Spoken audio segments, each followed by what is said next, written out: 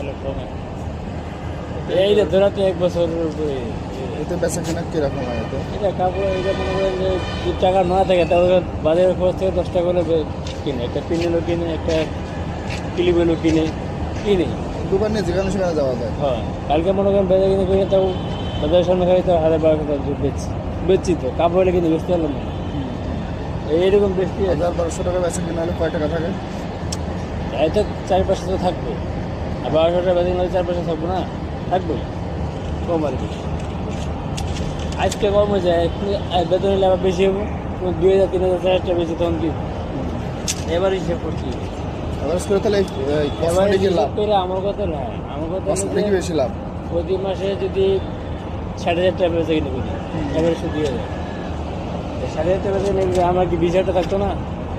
অবশ্যই এই যে, চাকরির থেকে ভালো না, কোনো টেনশন নেই। জিনিসটা দিন। কালকে সকালে বাড়িতে